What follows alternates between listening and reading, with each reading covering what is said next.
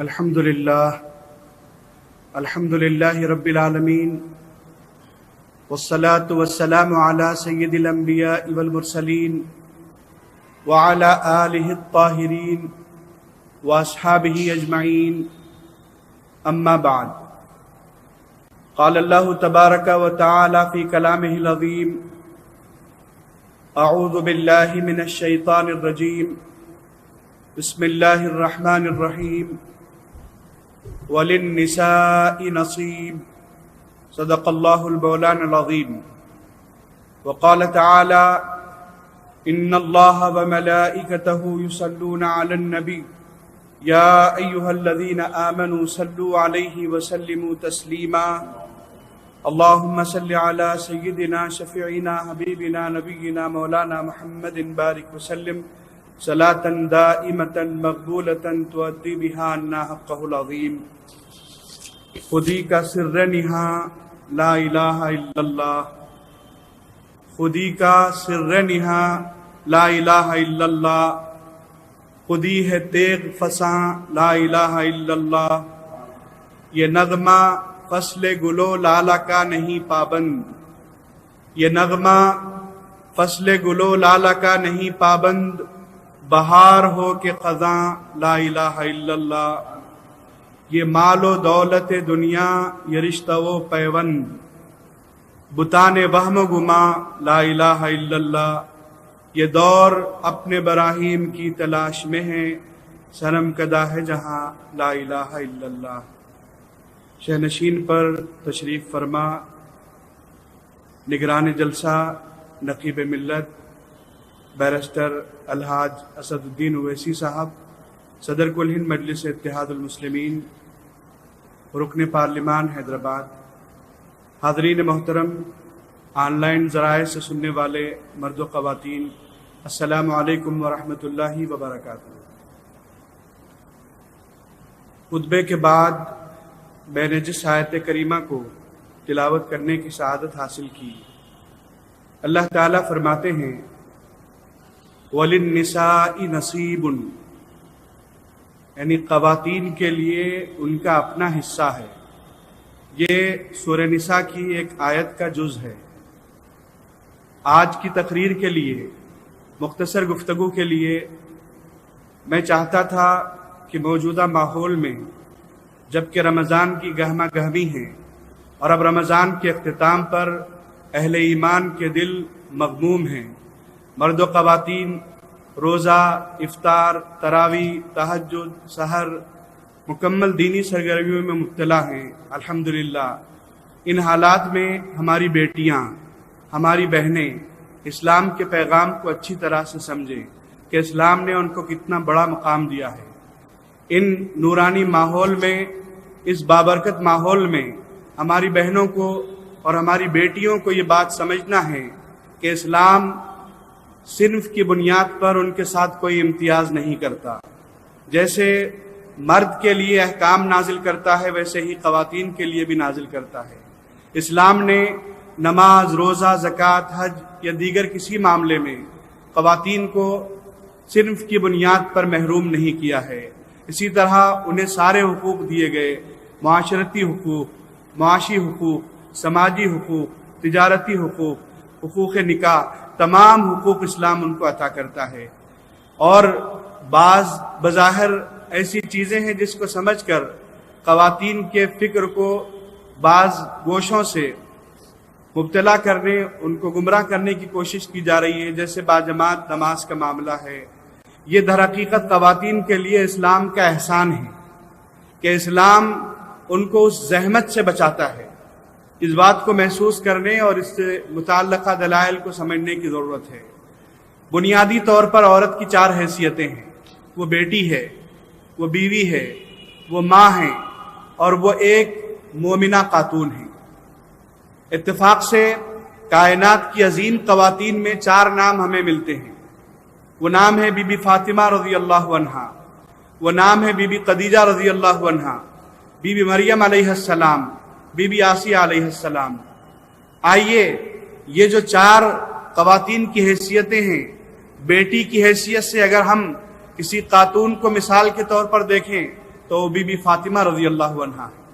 کیسی عظیم خاتون نبی کریم علیہ السلام کی صاحبزادی ہونے کا اعزاز رکھتی ہیں، اور اس اعزاز کے ساتھ انہوں نے اپنے والد مکرم کے ساتھ جس اطاعت کا معاملہ کیا، والد مکرم کے ساتھ جس وفا شیاری کا معاملہ کیا، تاریخ کے حصے میں وہ موجود ہے۔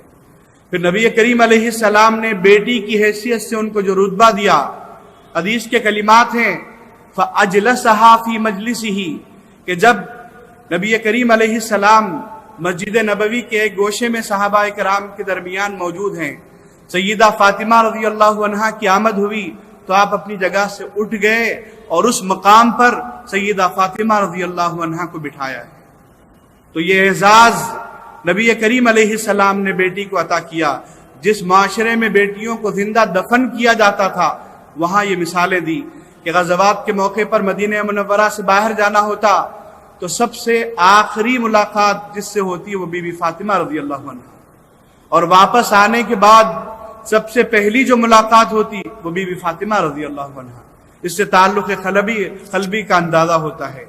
عزیزان گرامی، اسلام میں خواتین کا جو دوسرا رتبہ ہے، ان کا جو دوسرا کردار ہے، وہ بیوی کی حیثیت سے آپ اور ہم ام المومنین سے سیدہ خدیجہ رضی اللہ عنہا کو دیکھتے ہیں، کیسا انہوں نے نبی پاک علیہ السلام سے تعلق رکھا، کس طرح سے دلجوئی کی، پریشانی کے موقع پر کس طرح سے ساتھ نبھایا، کس طرح سے مدد فراہم کی۔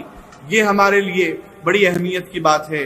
اور آج اگر ہمارے معاشرے میں اس سلسلے میں شوہروں کی جانب سے کچھ ناہمواری سنائی دیتی ہے کہ ایک سے زائد نکاح کرنے کے بعد بعض بیویوں سے تعلق ہے اور بعض سے بے تعلق ہے، یا پھر اپنی ہی بیوی پر ظلم وغیرہ، یاد رکھیں اللہ نے عورت کا یہ مقام اور یہ مرتبہ رکھا ہے کہ اس کی فریاد پر اللہ کی آیتیں نازل ہوئی۔ ہمارے سامنے تاریخ تفسیر کا واقعہ ہے، حضرت خولہ بنت ثعلبہ رضی اللہ عنہا جو اوس بن ثابت رضی اللہ عنہ کی بیوی تھیں۔ ایسا ہوا کہ کسی ناراضگی پر اوس بن ثابت رضی اللہ عنہ نے اپنی اہلیہ کو، خولہ بنت ثعلبہ کو، جاہلیت کے زمانے کی طلاق دے دی۔ وہ ایسی طلاق تھی جس طلاق میں میاں بیوی کا ہمیشہ کا تعلق ختم ہو جاتا تھا۔ خولہ بپھرے دل کے ساتھ بارگاہ نبوی میں حاضر ہوتی ہیں، عرض کرتی ہیں یا رسول اللہ، میرے شوہر نے میرے ساتھ یہ کیا کر دیا؟ یا رسول اللہ، میرے چھوٹے چھوٹے بچے ہیں، اگر میں ان بچوں کو ان کے باپ کے حوالے کر دوں تو ضائع ہو جائیں گے، میرے پاس رکھوں تو بھوکے مر جائیں گے۔ یا رسول اللہ، جب میں مضبوط تھی تو انہوں نے بیوی بنایا، اب میں جب ڈھل گئی تو انہوں نے مجھ سے علیحدگی اختیار کر لی۔ وہ جذبات کے عالم میں یہ باتیں کہہ رہے تھی، اسی دوران جبرائیل علیہ السلام وحی لے کے حاضر ہوتے ہیں۔ سورہ مجادلہ کی آیتیں نازل ہوتی ہیں، قد سمع اللہ قول التی تجادلک فی زوجہا وتشتکی الی اللہ۔ اللہ فرماتا ہے اے حبیب، اللہ نے اس فریاد کو سنا جس خاتون نے آپ سے کی، اپنے شوہر کے بارے میں بحث کی، جو آپ کے سامنے اپنے شوہر کے بارے میں بحث کرتی ہے اور اللہ سے شکوہ کرتی ہے، پھر اللہ تعالیٰ نے اس کو آسان کر دیا، اس معاملے کو اس طرح سے یکسوئی فرمائی کہ کفارے کے بعد دونوں باہم میاں بیوی رہ سکتے ہیں۔ تو یہ ایک عورت کی آہ کا اثر ہے کہ اللہ کی آیتیں نازل ہوتی ہیں، تو ان عورتوں کو جن کے ساتھ ظلم زیادتی کی جا رہی ہے، ان کے شوہروں کو چاہیے، ان کے متعلقین کو چاہیے کہ وہ ان پہلوؤں کو پیش نظر رکھیں کہ یہ کوئی معمولی خواتین نہیں ہیں، ان کی آہ رات کے اندھیرے میں نکلے تو اللہ ان کو سنتا ہے۔ سلسلہ وحی یقیناً منقطع ہو گیا ہے، لیکن ظلم کرنے والے کبھی بھی اللہ تعالیٰ کی گرفت سے محفوظ نہیں رہ سکتے۔ ایک ماں کی حیثیت سے بی بی مریم کا کردار ہمارے سامنے ہے کہ انہوں نے اپنے فرزند عیسیٰ علیہ السلام کی تربیت کی، اسلامی خطوط پر نشو و نما فرمایا، دنیا کے سامنے ان کو پیش کیا۔ تو ہماری ماؤں کی ذمہ داری ہے کہ وہ اپنے بیٹوں کی اسلامی خطوط پر نشو و نما کریں۔ بی بی آسیہ ایک مومنہ خاتون کی مثال ہے کہ ان کی زندگی جد و جہد سے عبارت ہے۔ فرعون ظلم کرتا تھا، زیادتی کرتا تھا، طرح طرح سے ستاتا تھا، لیکن جادہ حق سے انہوں نے اپنے آپ کو کبھی علیحدہ نہیں کیا۔ انہوں نے اللہ کے توحید کے راستے سے اپنا منہ نہیں موڑا، اللہ اللہ ان کی زبان پر ہوتا تھا۔ تو ہماری بیٹیوں کو اور وہ مسلمان خواتین کو جو زندگی کی کشائش میں مبتلا ہیں، زندگی کی کشمکش میں پریشانیوں کی شکار ہیں، اللہ کے راستے کو کبھی نہیں چھوڑنا چاہیے، کیونکہ اس خاتون نے، بی بی آسیہ نے ایسا کیا تو اللہ نے اس خاتون کو یہ درجہ دیا کہ وہ خاتون کائنات کی عظیم خواتین میں شمار ہوئی۔ عزیزان گرامی، یہی نہیں بلکہ آج ہم اپنی بیٹیوں کو، اپنی بہنوں کو دیکھتے ہیں کہ ایک زائد حصے کے طور پر گھروں میں ان کی کوئی سرگرمیاں نہیں ہیں، زیادہ سے زیادہ سیریل دیکھ رہی ہیں، زیادہ سے زیادہ وقت ضائع کرنے کے لیے موبائل کا استعمال کر رہی ہیں۔ آپ عہد نبوی کی صحابیات کا مطالعہ کیجئے، ام المومنین سیدہ زینب بنت جحش رضی اللہ عنہا تھی۔ ہماری بیٹیاں ذرا غور سے سنیں اس بات کو کہ وہ اس زمانے میں چمڑے کی باقاعدہ انڈسٹری چلاتی تھی، مدینے کے خواتین کو وہ تربیت دیتی تھی۔ مدینے کی عورتیں آ کے چمڑے کے پرس بنانا، موزے بنانا ان سے سیکھتی تھی، پھر وہ مال مدینے کے بازاروں میں اور دوسرے بازاروں میں فروخت ہوتا تھا، اور جو آمدنی ہوتی اس آمدنی سے یہ خواتین مدینے کے مساکین کی مدد کرتی تھی، پریشان حالوں کی مدد کرتی تھی۔ اور جس دن حضرت زینب بنت جحش رضی اللہ عنہا کا انتقال ہوا تو مدینے والوں نے کہا ام المساکین کا انتقال ہو گیا، مسکینوں کی ماں کا انتقال ہوا۔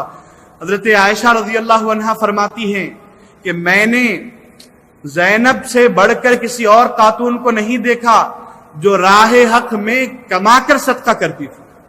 آج زکوٰۃ کا معاملہ ہے، ہماری بیٹیوں کے پاس سونا ہے، وہ بہنیں ہماری جو شادی شدہ ہیں ان کے پاس شوہر کی طرف سے، ان کے والدین کی طرف سے جو تحفہ ملتا ہے سونا، جو ان کی اپنی ملکیت ہے، ان کو اپنے سونے کی زکوٰۃ دینی ہے، لیکن حال یہ ہے کہ وہ اپنے سونے کی زکوٰۃ خود نہیں دیتی، سال میں ہزارہ روپیے خرچ کر دیتی ہے۔ زکوٰۃ سال گزرنے کے بعد واجب ہوتی ہے، تو سال بھر اس کے لیے اہتمام کرنا چاہیے، یہ دینی شعور آنے کی ضرورت ہے۔ ہماری خواتین اس عظمت کو سمجھیں۔ عبداللہ ابن مسعود رضی اللہ عنہ کی زوجہ، ان کی اہلیہ کیا کرتی تھی؟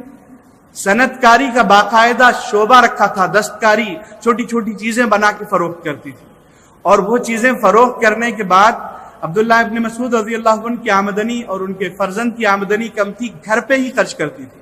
انہوں نے آ کے رسول اللہ سے عرض کیا، یا رسول اللہ، میں کماتی تو ہوں لیکن میری ساری کمائی گھر پہ خرچ ہو جاتی ہے، میں پریشان حال اور ضرورت مند لوگوں کی مدد نہیں کر پاتی۔ تو نبی کریم علیہ السلام نے فرمایا کہ وہ جو شوہر اور بچوں پر تم خرچ کر رہی ہو وہی تمہارا صدقہ ہے۔ یہ ہماری بیٹیوں کی مثال ہے جو عہد نبوی کی ہے۔ غلہ بنت توقید رضی اللہ عنہا یہ تو عطارہ تھیں، مدینے بھر میں شہرت رکھتی تھیں۔ ایک مرتبہ وہ ام المومنین عائشہ رضی اللہ عنہا سے ملنے کے لیے آئیں، حضور کی نظر پڑی، اس کے بعد جب وہ چلی گئیں تو حضور نے پوچھا، عائشہ کیا تم نے ان سے عطر خریدا ہے؟ عطر خریدا ان سے؟ تو عائشہ رضی اللہ عنہا نے فرمایا، یا رسول اللہ، وہ میرے پاس عطر بیچنے کے لیے نہیں آئی تھی، اپنے گھریلو مسئلے میں کسی وضاحت کے لیے میرے پاس آئی تھی۔ تو یہ مثال ہے ہمارے سامنے، لیکن آج ہم دیکھتے ہیں کہ ہماری خواتین ایک زائد وجود کی طرح گھر میں ہیں، یا تو ان کی دلچسپیاں آپسی مسائل ہیں، یا اس طرح سے ایک دوسرے سے شکایتیں ہیں، طنز ہے، آپس میں نہو بہو ننند وغیرہ کا نظام بنا ہوا ہے۔ آج ضرورت ہے کہ اس نظام کو دور کیا جائے۔ میاں بیوی کے درمیان اختلافات کی بات بھی بڑی عجیب ہے کہ ہمارے معاشرے میں یہ بات آگے بڑھتی جا رہی ہے۔ یاد رکھیں، ایک بیوی اگر اپنے شوہر کے ساتھ نباہ کر رہی ہے، وہ شوہر ظالم بھی ہے پھر بھی نباہ کرتی ہے، وہ شوہر زیادتی کرتا ہے پھر بھی نباہ کرتی ہے، تو اللہ تعالیٰ اس بیوی کو وہ ثواب عطا فرماتے ہیں جو بی بی آسیہ کے صبر کا ثواب ہے۔ اور اگر کوئی شوہر اپنی بیوی کی تلخ کلامی کو بھی برداشت کرتا ہوا گھر کو چلاتا ہے، نباہ کرتا ہے، اس کی سخت باتیں بھی سن لیتا ہے اور اطاعت نہیں کرتی پھر بھی اپنی زندگی گزار رہا ہے، تو اللہ اس شوہر کو وہ ثواب عطا کرتے ہیں جو حضرت ایوب علیہ السلام کے صبر کا ثواب، اور یہ احادیث کریمہ ہے۔ تو آج ہم اپنے معاشرے میں بطور خاص ہماری بہنوں کی، ہماری بیٹیوں کی تربیت کی طرف توجہ دیں، انہیں ایمان کا جذبہ پیدا کریں ان میں۔ ام المومنین خدیجہ وہ خاتون ہی ہیں جنہوں نے سب سے پہلے اسلام قبول کیا۔ بی بی سمیہ رضی اللہ عنہا وہ خاتون ہی ہیں جنہوں نے سب سے پہلے اسلام کی راہ میں اپنی جان نچھاور کی۔ ام المومنین عائشہ رضی اللہ عنہا نبی کریم علیہ السلام نے جن کی علم کی مثالیں دی، فرمایا خذوا نصف العلم من هذه الحمیرہ، اس حمیرہ سے تم آدھا علم حاصل کرو۔ تو اس طرح اسلام خواتین کی عظمت اور ان کے حوصلہ مندی کی بڑی بڑی داستانیں بیان کرتا ہے۔ ضرورت اس بات کی ہے کہ آج ہماری بیٹیاں، ہماری بہنیں، مسلمان خواتین عہد نبوی کے ان واقعات سے اپنی زندگی کو منور کریں۔ وصلی اللہ تعالی علی خیر خلقہ اجمعین والحمد للہ رب العالمین۔